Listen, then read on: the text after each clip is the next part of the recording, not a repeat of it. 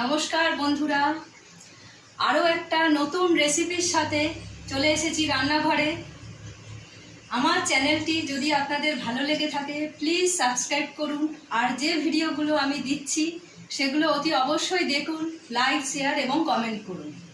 আজকে নতুন একটা রেসিপি, ভিন্ন স্বাদের একটা রেসিপি আপনাদের সামনে আমি এনেছি, সেটা আমি রান্না করে দেখাবো। তার আগে তার উপকরণগুলো আমি দেখিয়ে দিই।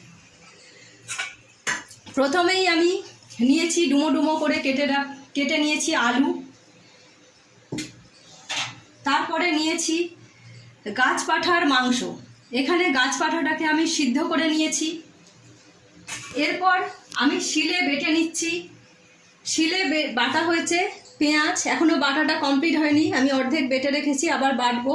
পেঁয়াজ 3টে বড় বড় সাইজের পেঁয়াজ, 4 থেকে 5 কোয়া রসুন, কাঁচা লঙ্কা, আদা, জিরে, এটা একসাথে আমি বেটে নেব।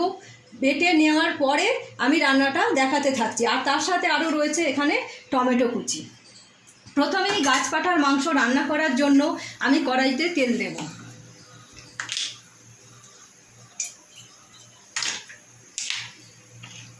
কড়াইতে তেল দেওয়ার পরে আমি আলু এবং গাছ পাঁঠার মাংসটা একসাথে একটু লাল লাল করে ভেজে নেব।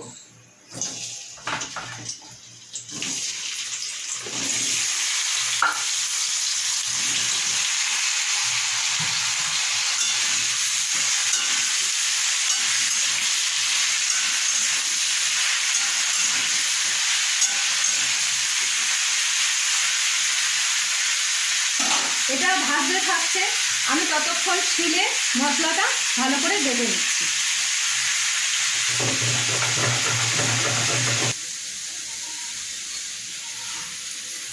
আমার গাছ পাঁঠার মাংস, আলু একসঙ্গে লাল লাল করে ভাজা হয়ে গেছে। এটা আমি অন্য একটা পাত্রে ঢেলে রাখবো।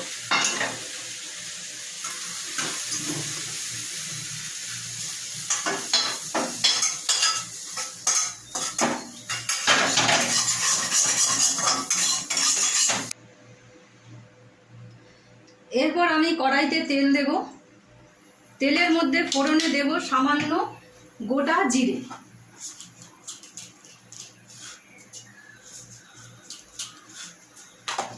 এরপর জিরেটা একটু লাল লাল হয়ে ভাজা হয়ে যাবে। হয়ে গেলে তার মধ্যে দিয়ে দেব বেটে রাখা মশলা।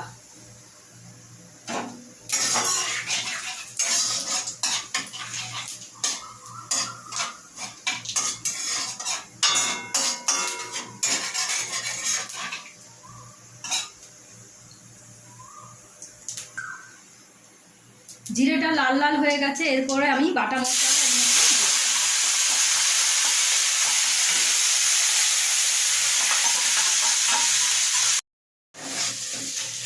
আমি মশলাটা ভাজা হয়ে যাওয়ার পরে তাতে কিছু টমেটো কুচি দিয়ে কোচানো টমেটোটা দিয়ে দিয়েছি। এরপরে এতে দেবো নুন, হলুদ, সামান্য মিষ্টি, আর কাঁচা লঙ্কাটা আমি আগেই বেটে রেখেছিলাম, আর আলাদা করে কাঁচা লঙ্কা দিচ্ছি না। আপনারা চাইলে গুঁড়ো লঙ্কা, শুকনো লঙ্কা ব্যবহার করতে পারেন। এরপর আমি দিয়ে দেব হলুদ গুঁড়ো আর সামান্য মিষ্টি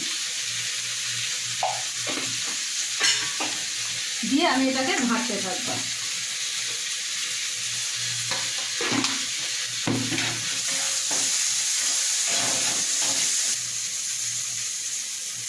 মশলাটা ভালোভাবে ভাজা হয়ে গেছে, এতে তেলও ছেড়ে দিয়েছে। এরপর আমি ভেজে রাখা আলু আর গাছ পাঁঠার মাংসটা দিয়ে দেব।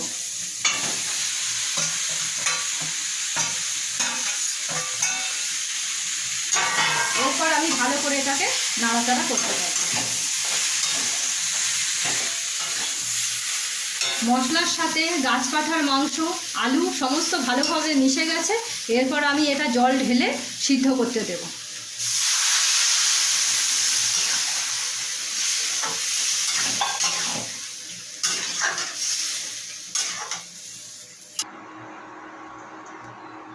আমার রেডি হয়ে গেল ভিন্ন স্বাদের গাছ পাঁঠার মাংস।